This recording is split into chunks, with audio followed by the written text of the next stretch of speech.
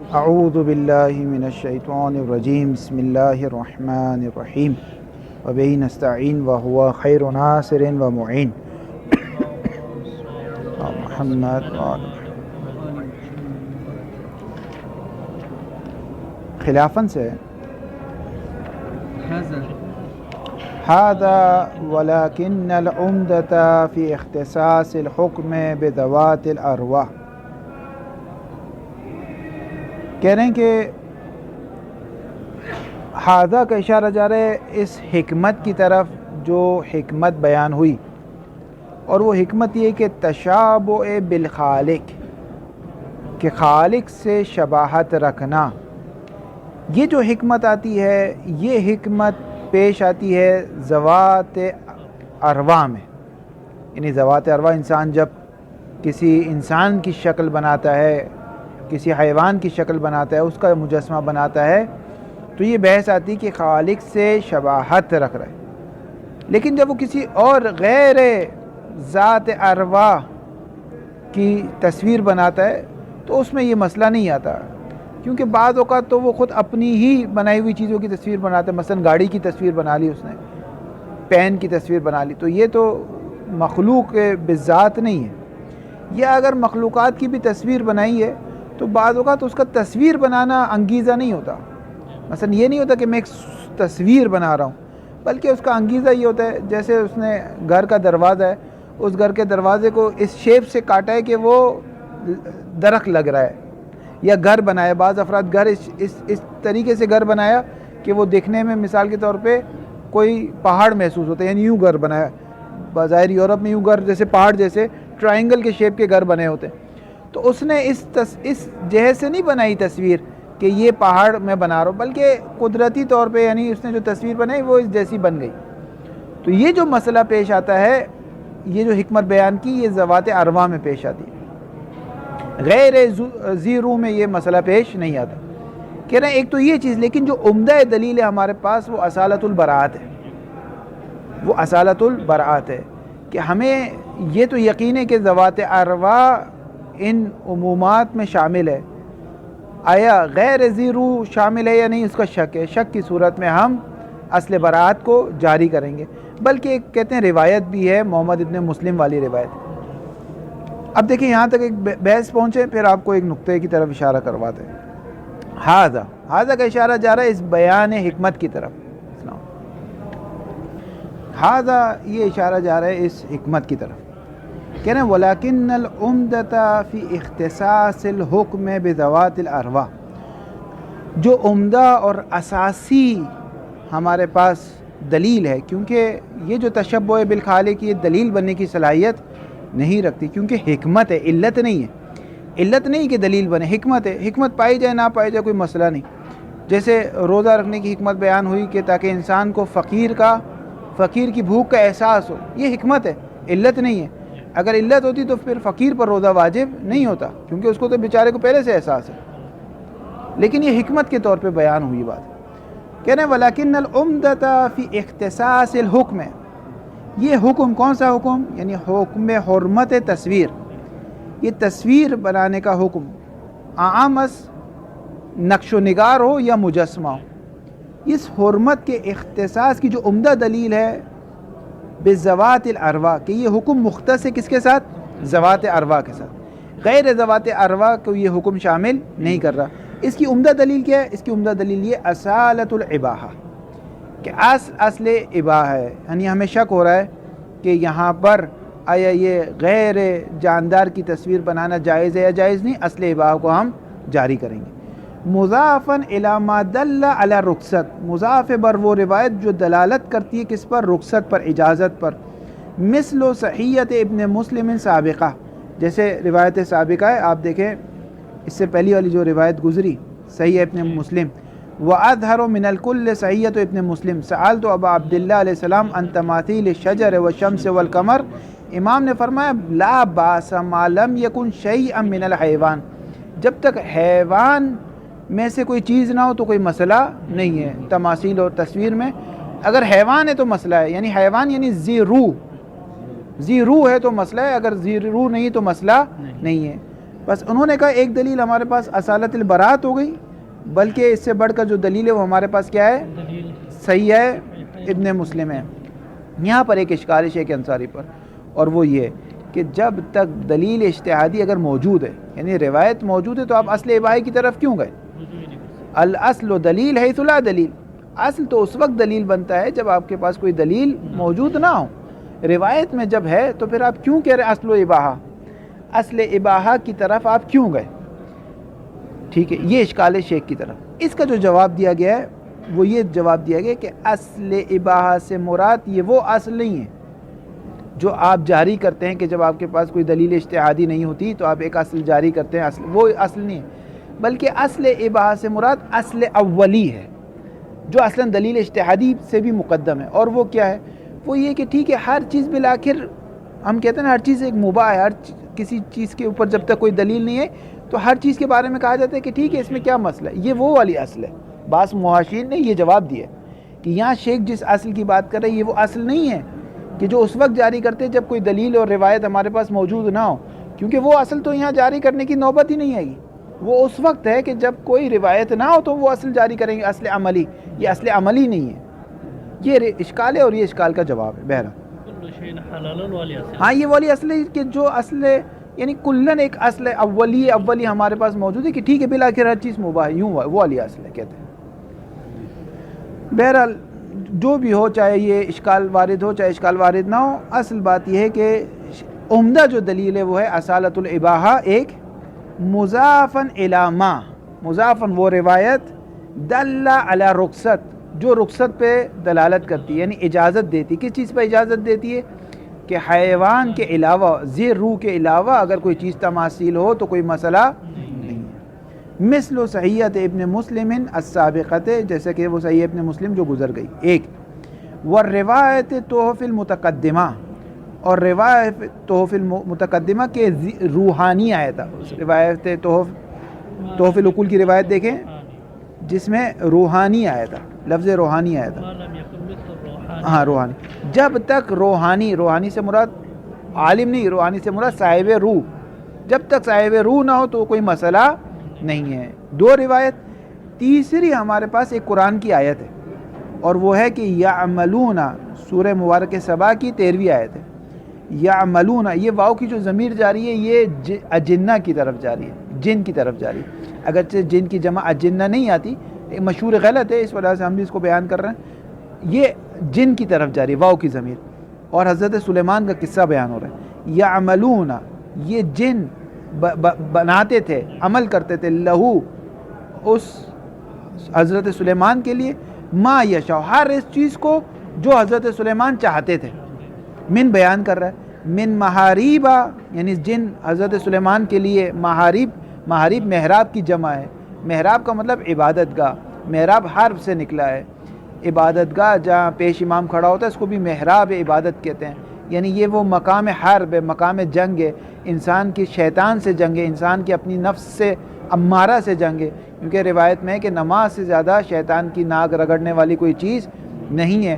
تو جہاں انسان نماز کے لیے کھڑا ہوتا ہے اس کو محراب عبادت کہتے ہیں، یہ حرب ہے، یہ جنگ کی جگہ ہے، انسان اپنے نفس سے جنگ کر رہا ہے، شیطان سے جنگ کر رہا ہے۔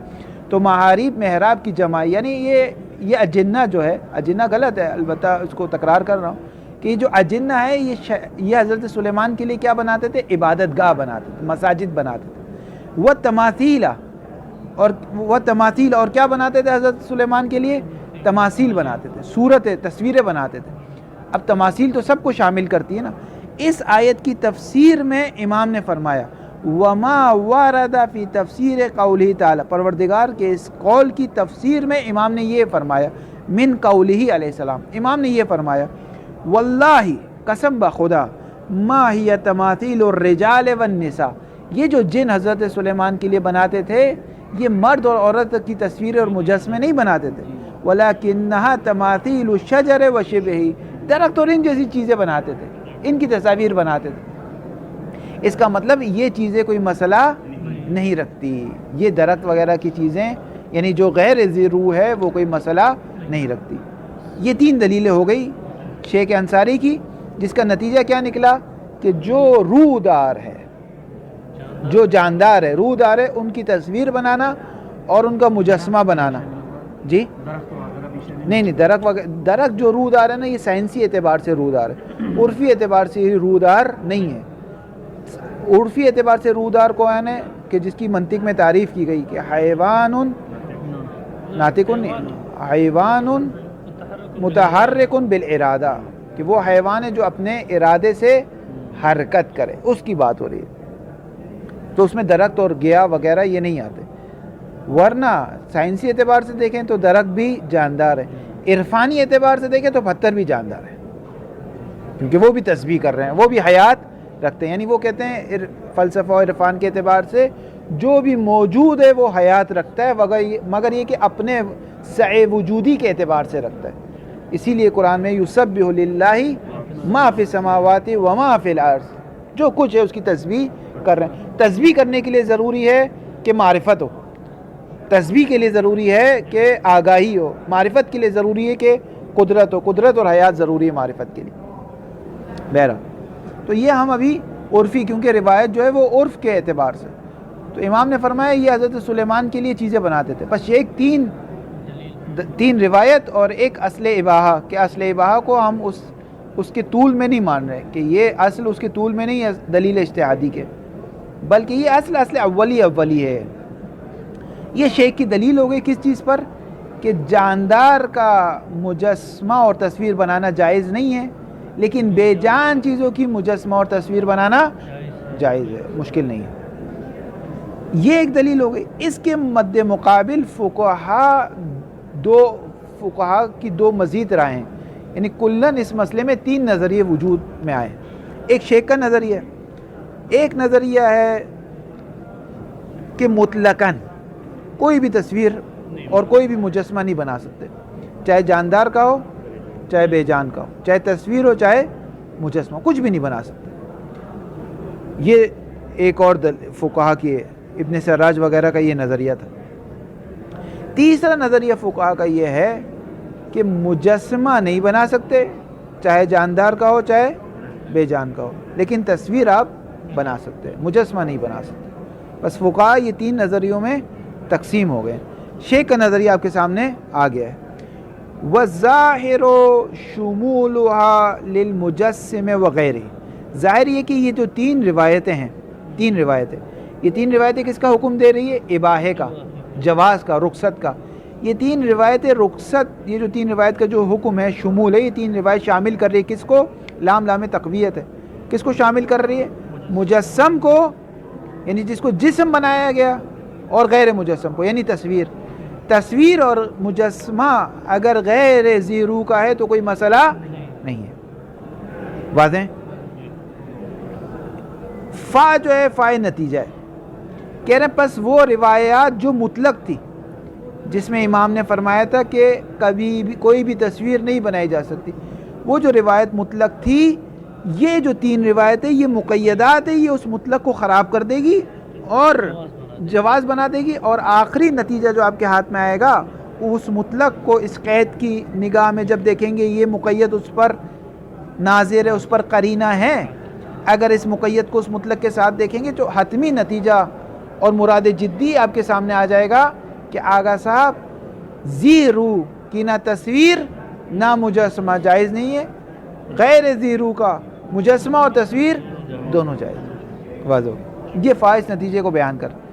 فبہا، ان تین روایت کے ذریعے سے یقیدو، مقید کیا جائے گا کس کو؟ بعض ما مرہ، بعض وہ روایت جو گزر گئی. وہ کون سی تھی؟ من اطلاق، وہ روایت جو مطلق تھی. اگر کوئی روایت مطلق لاتا بھی ہے شیخ کے مخالف تو شیخ یہ روایت لیں گے کہ یہ مقید ہے، اس مقید کو اس مطلق پر ہم کریں گے، نتیجتاً جو ہے وہ مجسمہ سازی اور تصویر و نقاشی غیر ذی روح کی جائز ہو جائے گی. السلام علیکم ورحمۃ اللہ. واضح ہوگی بات؟ یہاں سے دوسرے فقہا کا نظریہ پیش کر رہے ہیں، کہہ رہے ہیں خلافاً لظاہر جماعت، مرحوم قاضی ابن براج، کہ ان کا نظریہ ہے کہ بطور کلی کیا ہے؟ حرام ہے، ہر چیز حرام ہے، تصویر اور مجسمہ دونوں حرام ہے، ذی روح غیر ذی روح دونوں حرام ہے، سب حرام ہے. قاضی ابن براج. بہرحال یہ یعنی کم ہے ایسے فقہ لیکن ہے بالآخر. خلافاً لظاہر جماعت نہیں حیث انہم بینا و بینا، ایک نیچے ایک اور بینا آئے گا، بینا 3 لائنیں چھوڑ کر ایک اور بینا آ رہا ہے. دوسری جو فقہا کی جماعت ہے وہ ان 2 نظریے میں ڈیوائیڈ ہو گئی. ایک تو وہ نظریہ جو شیخ کا ہے، بعض فقہا کا وہی نظریہ. باقی جو فقہا کی جماعت ہیں جو شیخ کے نظریے کے علاوہ نظریہ رکھتی ہے وہ مزید ان 2 حصوں میں تقسیم ہو گئی. حیث انہم، ہم کی ضمیر اس جماعت کی طرف جائے گی. یہ جماعت بینا و بینا، یہ جماعت تقسیم ہو گئی کس کے درمیان؟ بینا من یحکا، ان فقہا کے درمیان کہ یحکا عنہ، جن سے حکایت کی گئی کس چیز کی؟ تعمیمہ، ہو کی ضمیر حکم کی طرف جائے گی کہ یہ حکم حرمت عمومیت رکھتا ہے، شامل کرتا ہے کس کو؟ الحکمہ، یعنی تعمیمہ ہو کی ضمیر حرمت کی طرف جائے گی اور حکم اس کے لیے مفعول بھی ہو جائے گا کہ یہ حکم جو ہے حرمت کا یہ عمومیت رکھتا ہے، شامل کرتا ہے کس کو؟ لغیر ذی الروح ولو لم یکن مجسما، مجسمہ نہ بھی ہو، تصویر بھی بنائے تو غیر ذی روح کو بھی شامل کرتا ہے. یعنی مجسمہ ہو تو بے طریقہ اولا شامل کرتا ہے، لیکن مجسمہ نہ ہو، صرف تصویر بنا رہے ہیں تو آپ اگر درخت کی تصویر بنا رہے ہیں، اگر آپ پہاڑ کی تصویر بنا رہے ہیں، اگر آپ سمندر کی تصویر بنا رہے ہیں، اگر آپ مثال کے طور پر دریا کی تصویر بنا رہے ہیں تو یہ سب کیا ہے؟ یہ سب شامل کرتا ہے اس حکم کو، یہ سب حرام ہے. کیوں؟ اگر صاحب دلیل کیا ہے؟ لبعض الاطلاقات، کیونکہ روایت مطلق ہے.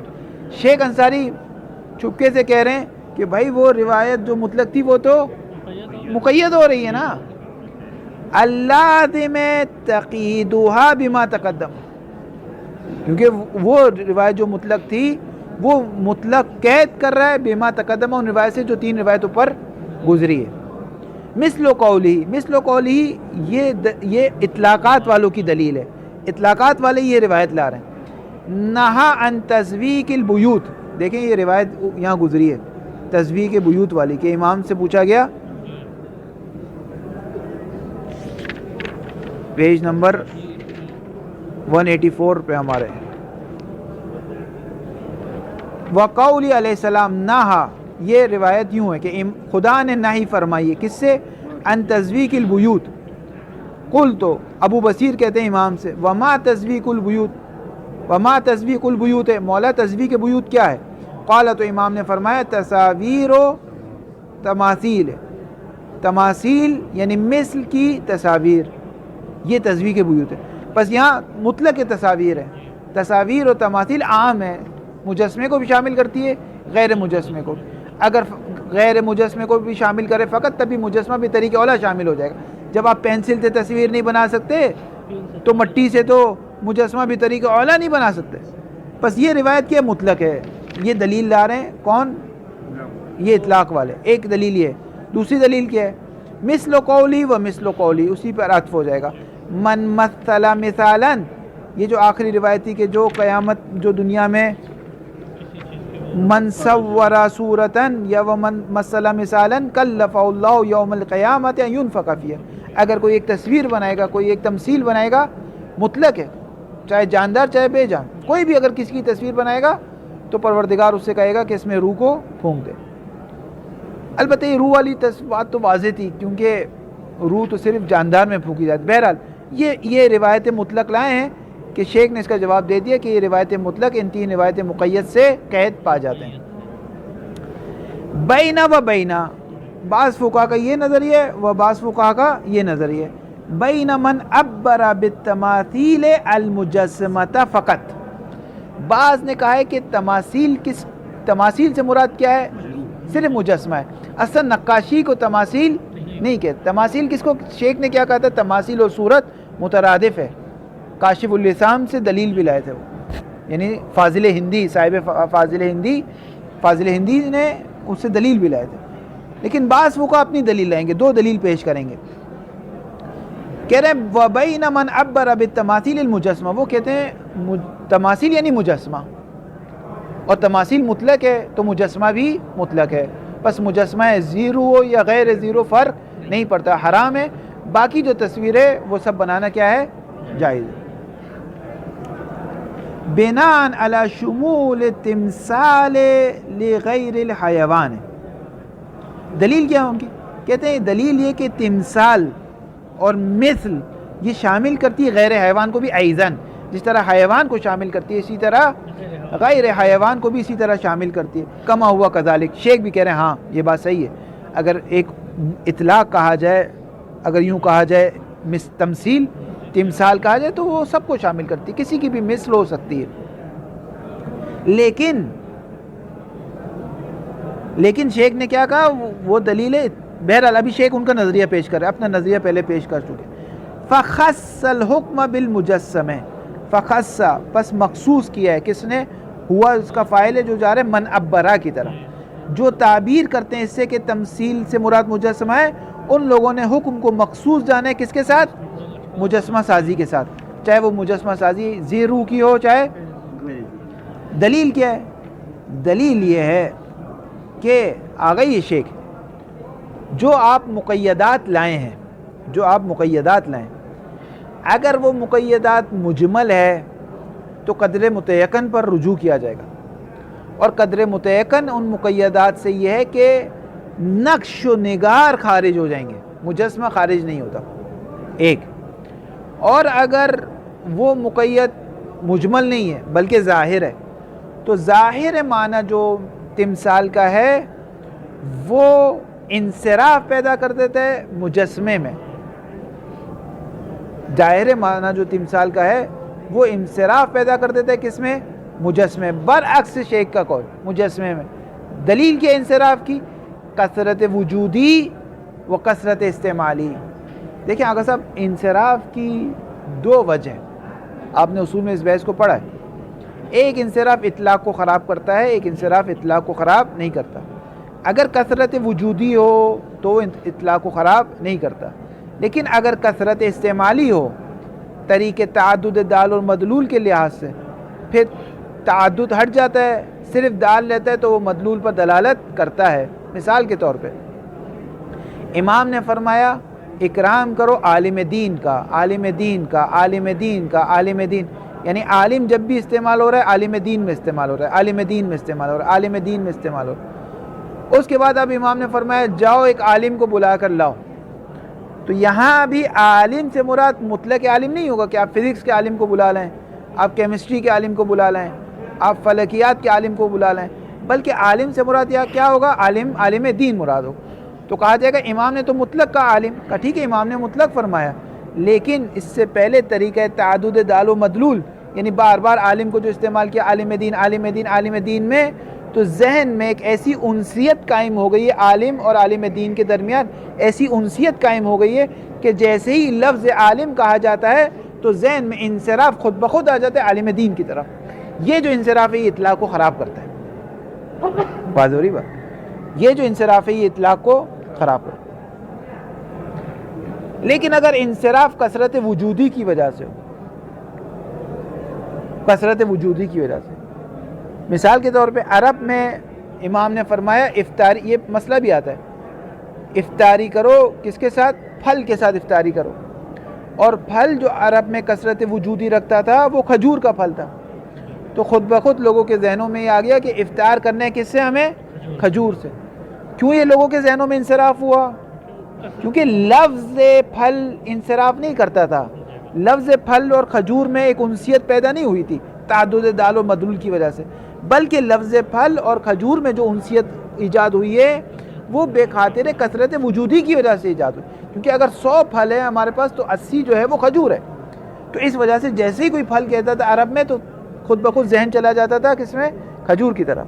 یہ جو انصراف ہے یہ اطلاق کو خراب نہیں کرتا، کہ فرض کریں کہ اگر پھل کے ساتھ افطار کرنا مستحب ہے تو اگر کوئی کھجور سے افطاری کرے گا تب بھی مستحب ہے، اگر کوئی کیلے سے افطاری کرے گا تب بھی مستحب ہے، اگر کوئی سیب سے افطاری کرے گا تب بھی مستحب ہے، اگر کوئی آم سے افطاری کرے گا تب بھی مستحب ہے، کیونکہ یہ انصراف اگرچہ انصراف ہو رہا ہے ذہن میں لیکن یہ انصراف اطلاق کو خراب نہیں کرتا۔ لیکن عالم والا انصراف اطلاق کو خراب کر دیتا ہے، کیونکہ وہ تعدد دال المدلول اور استعمال کی لفظ کی وجہ سے ہوا ہے، نہ کہ کثرت وجودی کی وجہ سے۔ بس اگر امام نے آپ سے فرمایا جاؤ عالم کو بلا لاؤ اور آپ باہر نکلے اور ایک ڈاکٹر کھڑا ہوا تھا، آپ نے کہا امام تمہیں بلا رہے ہیں، تو یہ حکم میں امام کا امتثال نہیں کہلائے گا. یہ نہیں کہلے گا آپ نے امام کی بات مانی.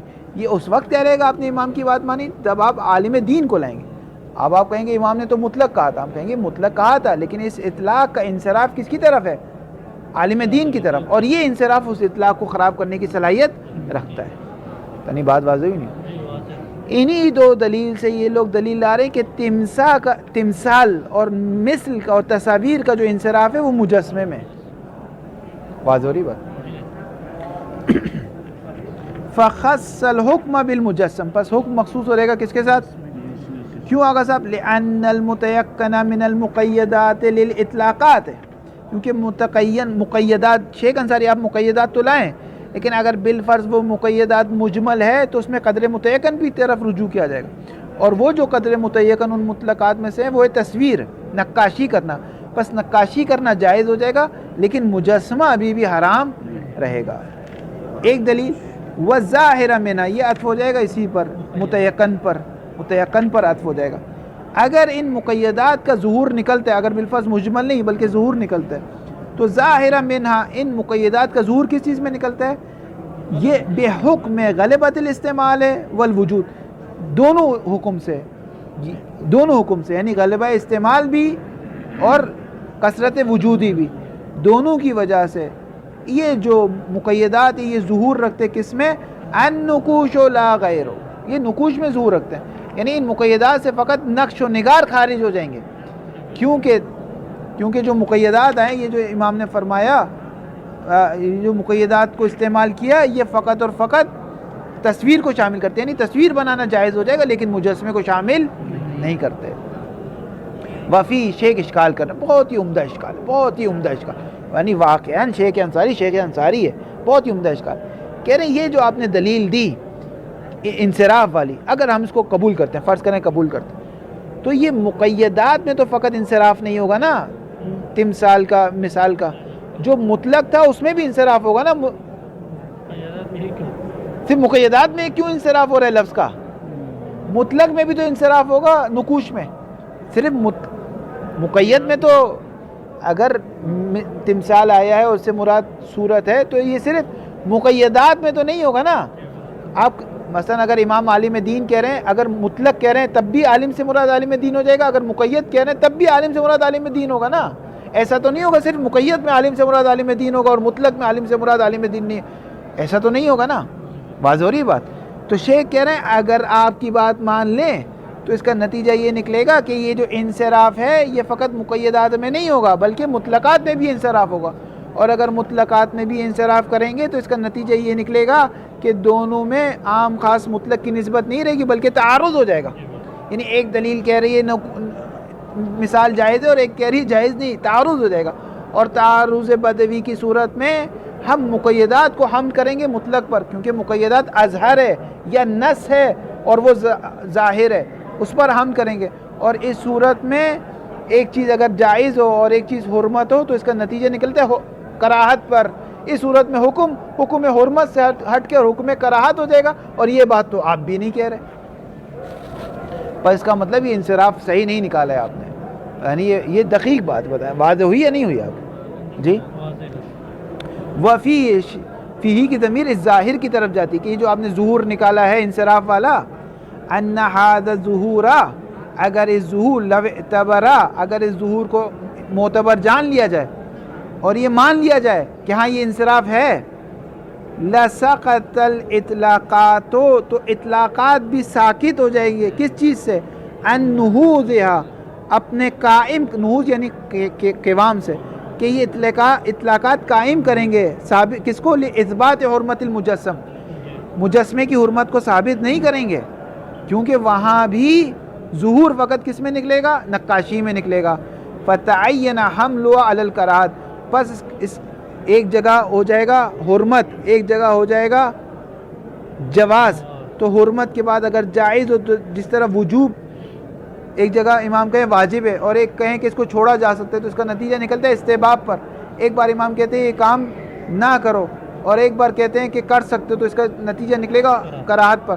فتعین حمل علی الکراہات، پر اس کو حمل کر کیا جائے گا مکروہات پر، دون تخصیص بالمجسمہ، آپ والی بات تو پھر بھی نہیں نکلے گی، یعنی آپ کی نظریے کو اگر مان بھی لیا جائے تب بھی نتیجہ آپ کا نہیں نکلتا، اور یہ بات تو آپ بھی نہیں کہتے کراہت والی، بس یہ جو ظہور آپ نے نکالا انصراف والا یہ صحیح نہیں ہے۔ اور نتیجہ کیا ہو گیا؟ نتیجہ یہ ہو گیا کہ شیخ کہتے ہیں ہماری بات صحیح ہے کہ مطلقات اس مقیدات سے خراب ہوتے ہیں، نتیجہ یہ نکلا کہ تصویر بنانا جائز ہے، لیکن تصویر بنانا اور مجسمہ بنانا غیر ذی روح کے لیے جائز ہے، اور تصویر بنانا اور مجسمہ بنانا ذی روح کے لیے جائز۔ وصلی اللہ علیہ محمد۔